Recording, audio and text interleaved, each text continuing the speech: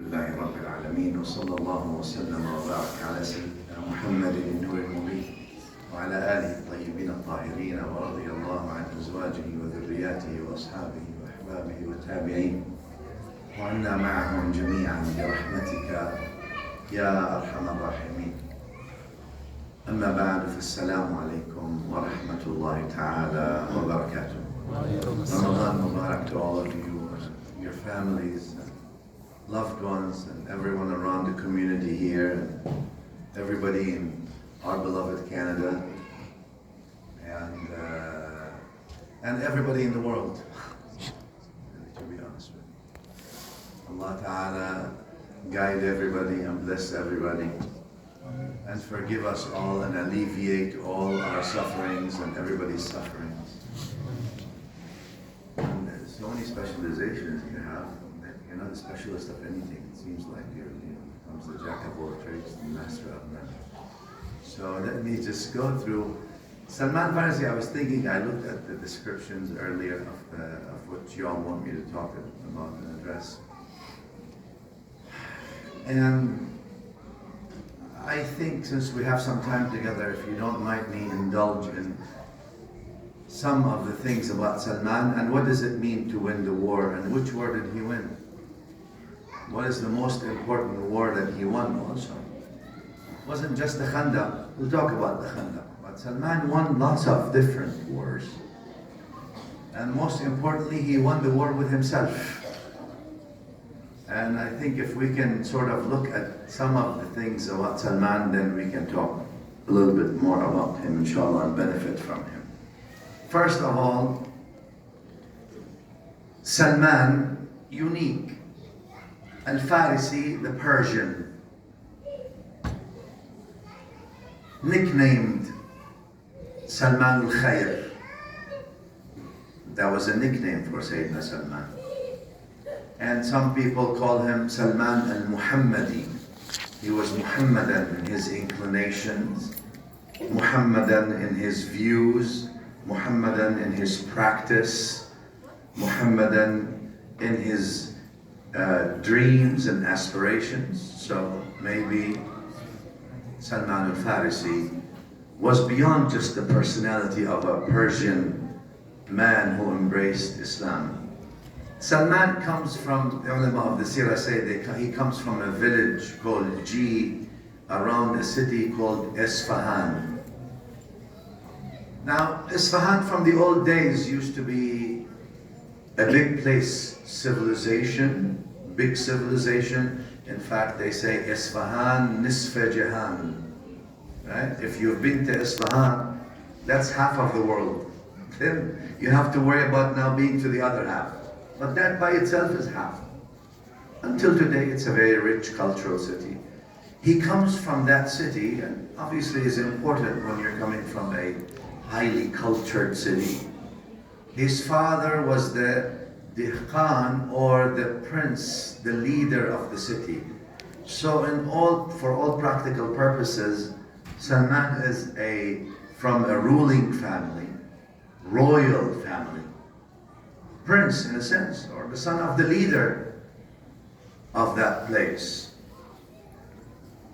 Well educated, so again talking about 1,000-some years ago, big city that used to be called Nisfa Jahan, half of the world.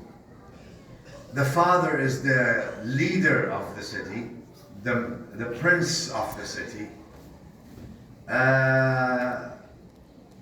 Education, they put him to read and write. Mind you, that's a big thing, 1,500 years ago.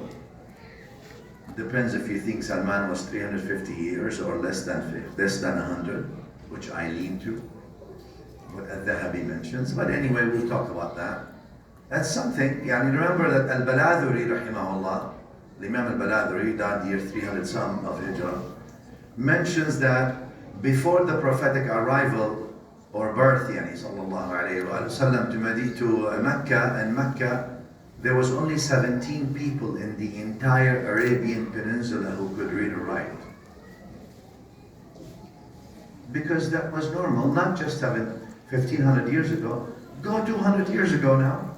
In many countries who were colonized 200 years ago, the vast majority could not read or write. If you go back 1500 years, wow.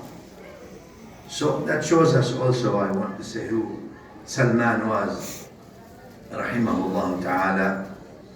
There is a hadith that's very famous with slight weakness to it, where the Muhajirin gathered together and they said, Salmanu minna, Salman is from us, from the Muhajirin. Because you see, Salman was not from the Meccans, and Salman was not from Medina.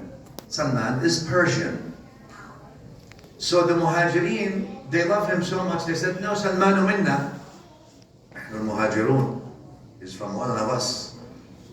And then the people from Medina al-Ansar, they said, no, Salmanu minna ma'ashar al-Ansar. Salman is Ansari like us. And look how good people who positively contribute, who are selfless in their life, who are wise, who are an illumination to the people around them, who are exemplary, who care, who love, who give, who share. Everybody wants to be with, everybody wants them to be with them. Allegedly, Ansar say that he's from us, and Muhajirin say he's from us. This hadith says that the Prophet ﷺ allegedly said, no, Salmanu minna ahl al-bayt. Salman is from us, ahl al-bayt. Right?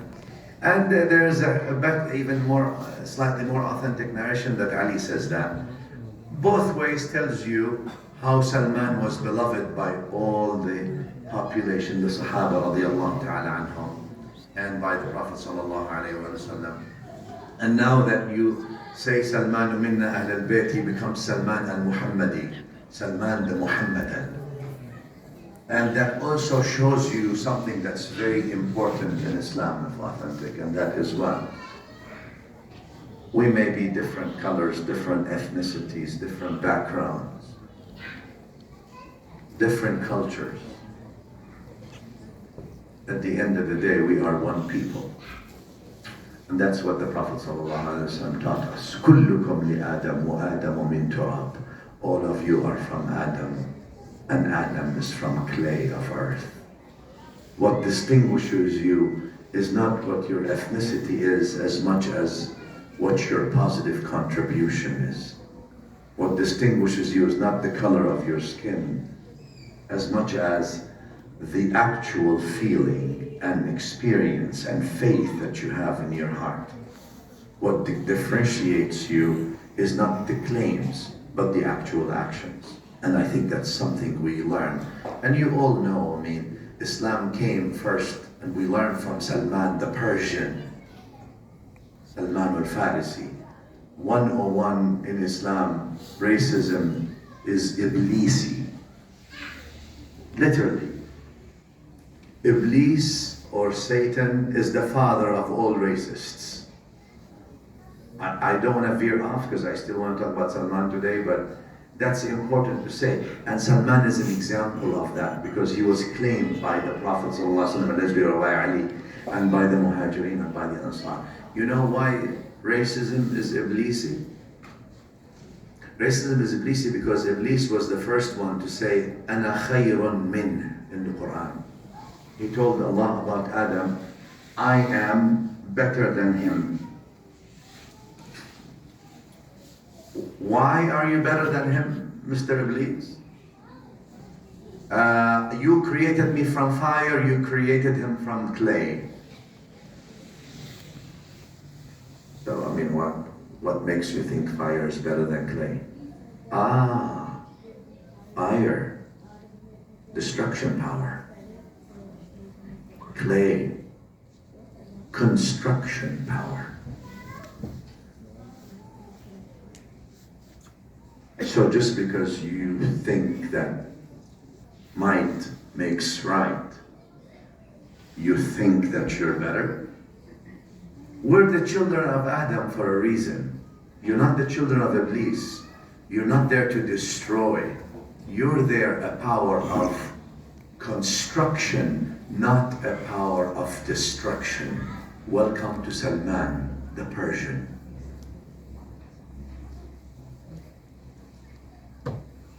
That's who Salman was. Let's walk with him a little bit. He told me till 7:20. Let's walk with Salman. The most sort of longest narration, or the only narration about Salman, is in Musnad Ahmad. In this Salman tells us his story. And again, in order to understand the wars that Salman won, or the battles that Salman won, there's no one that can tell you about Salman more than Salman himself. والحديث حسن يعني للسند. Some of the ulama call it sahih. That Imam Ahmad narrated in his Musnad on the authority of Sayyidina Abdullah ibn al-Abbas, حبر الأمة وبحرها رضي الله عنه. The ocean of knowledge of this ummah, Abdullah ibn Abbas. That he is narrating this directly from Salman, which I want to stop here for just a second to learn from Salman. Salman allegedly, there's differences on his age, simply because we'll see when we talk about the hadith. I put the hadith down because I can't memorize it like that. It's like 2-3 pages. But some people say he was 300 years old. Maybe. We'll see. With Dhahabi says maybe he was about 100. No matter what, he was very old when he got to Medina. Or old, not very old. Old. Ibn Abbas was about 10 years old when the Prophet ﷺ passed on.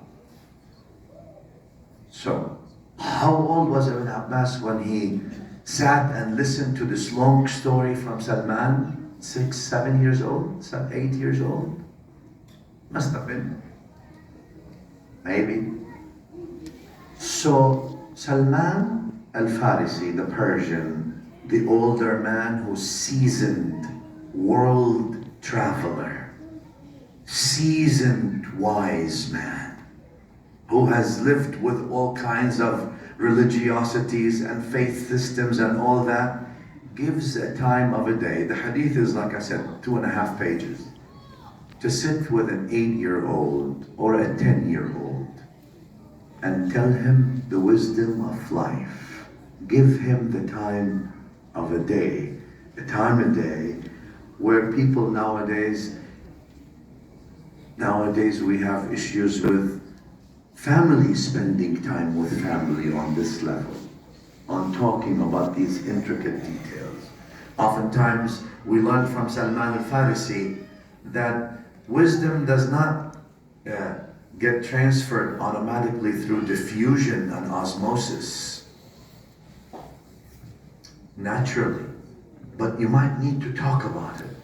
You might need to spend time, and Salman is spending time with Sayyidina ibn Abbas, and he's telling him his story. Let me go through some of the points in the hadith. Before I say that, one of the things about Salman, eventually he became appointed as the emir or the governor of a city. Today is Baghdad. It's still south of Baghdad. It's called Al-Madain. City in Iraq. The Iraq is still known. That's where he's buried, Sayyidina Salman. So he was appointed as the governor of the city, Al-Madain, big city at that time, before Baghdad existed in the sense that it exists today. Al-Madain was it. Persian town, used to be Persian. So Salman was appointed there. Salman, from his humbleness, is going there. Ibn Sa'd mentions for Tabaqat, the Imam Ibn Sa'd, rahimahullah, in his Tabaqat, he mentions this, which stopped the story, always stops me. He said Salman was walking as the governor in the bazaar, in the city of Al-Madain, that he's the governor of.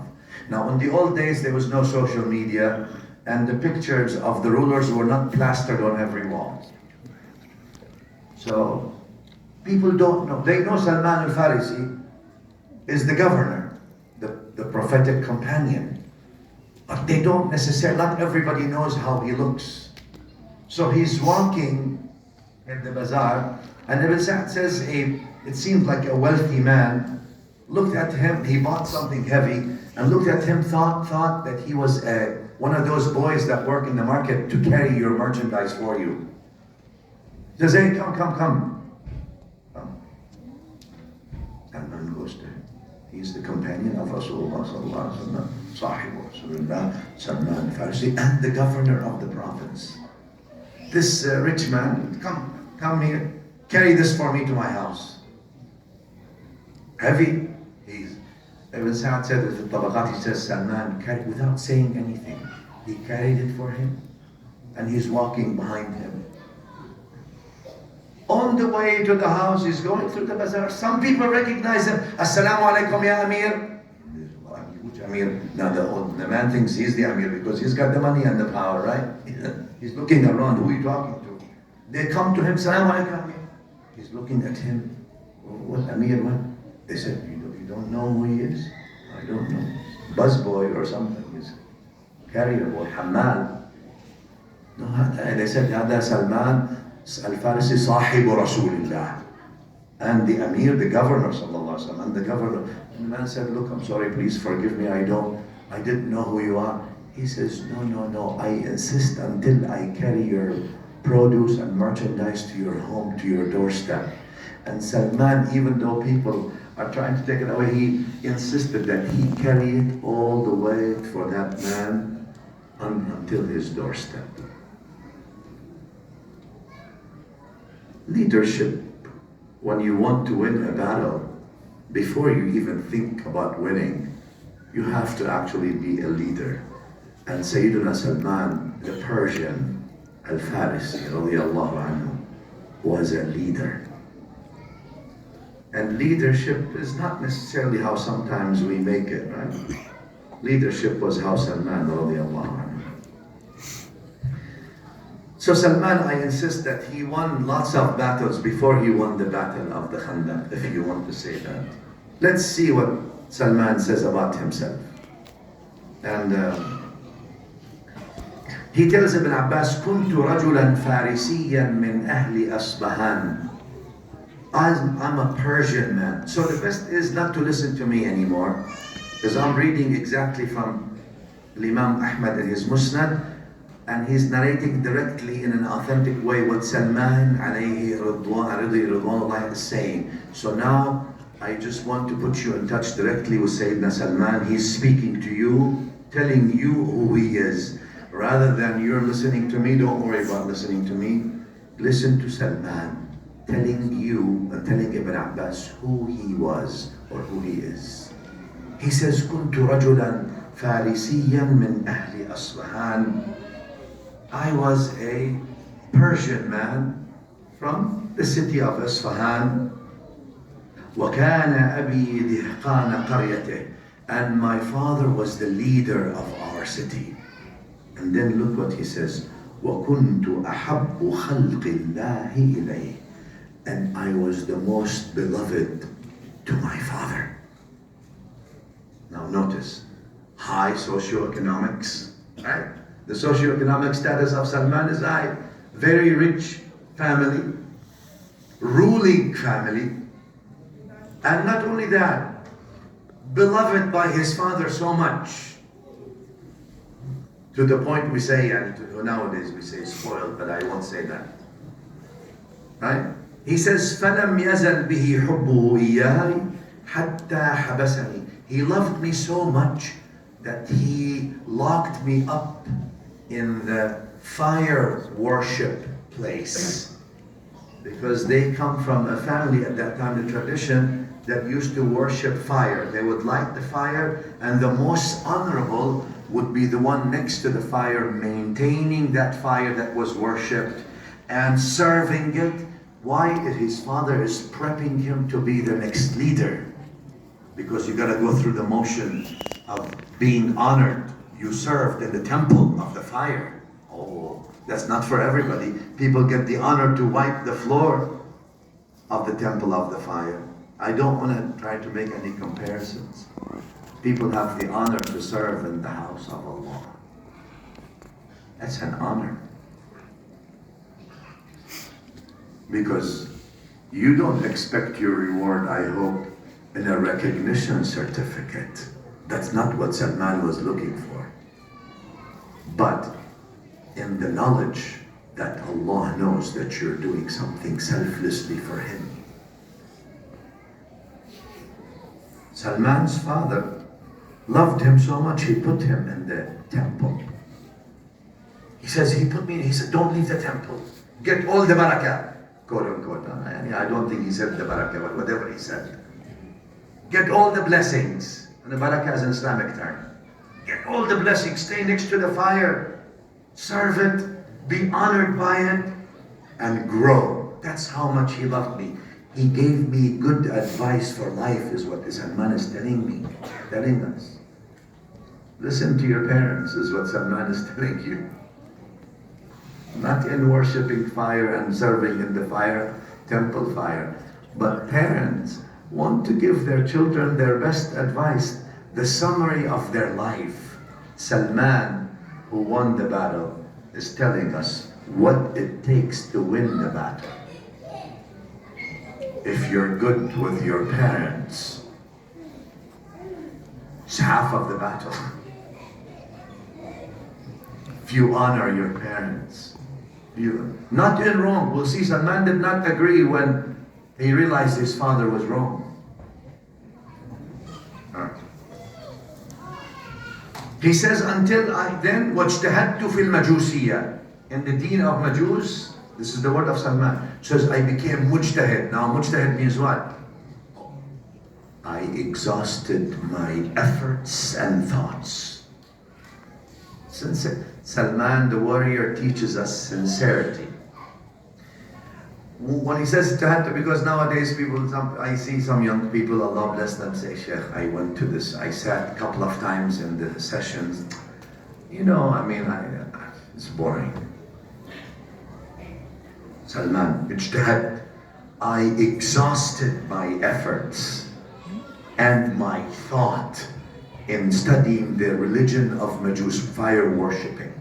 I exhausted it. I put all my effort. Salman did not get bored after 2 lectures he didn't like, or a speaker he didn't appreciate, or a masjid management he disagreed with, or a parking lot that was too full and he had to be a little patient, or a weather that was raining or stormy, or a day where he woke up on the other side of the bed, or someone told him the wrong thing, or he almost ran over a cat on the way to work. Salman won a war. But we need to know what made Salman win the war. قال واجتهدت. I became mujtahid, exhausted all my efforts and time. You do things, you do it right. Like the weak hadith says, right? إن الله يحب إذا عمل أحدكم عملا أن يتقن. Allegedly, the Prophet ﷺ said that if you do something, you do it right. You don't do it halfway. You either do it, if I give you my word, I'm going to do a good job, at least to the best of my capacity. Or I don't give you my word, I'm not going to do it. That's it. Do something, do it right. Don't do it halfway and drop the ball. Salman doesn't teach us dropping the ball. Salman alayhi ridwan, he teaches us to pick up the ball and lead in the servitude, in selfless servitude. Right. Ijtihad fi Majusiyya until what, ya Salman? He says, Hatta kuntu khazin an-nar. I became the most senior person in charge of serving the fire that was worshipped. Oh, now he's going up in the ladder. So he must have put a lot. And then he says, وَكَانَتْ لِأَبِي ضَيْعَةٌ عَظِيمٌ. I think my time is up, right? 7:20? I have 2 minutes? Yeah. We'll talk about that if we have time. I think we have time. Can we continue talking about Salman? Inshallah. Afterwards. He says, وَكَانَتْ لِأَبِي ضَيْعَةٌ عَظِيمٌ. My father owned a whole grand city, other than the city he's in. I mean, look, imagine how the real estate tycoon, thousands of acres, he owned طيحة عظيمة. He calls it عظيمة. فشغل في بنيان له. One day he was busy with another property of his. Look, the wealth in the old days. And he told me, son, I am busy with the other bunyan, another building and property I have. I'm not going to be able to go to that city of ours. Go to it and see what the workers, what the people are doing. Salman said, I went. On the way, I happened to pass by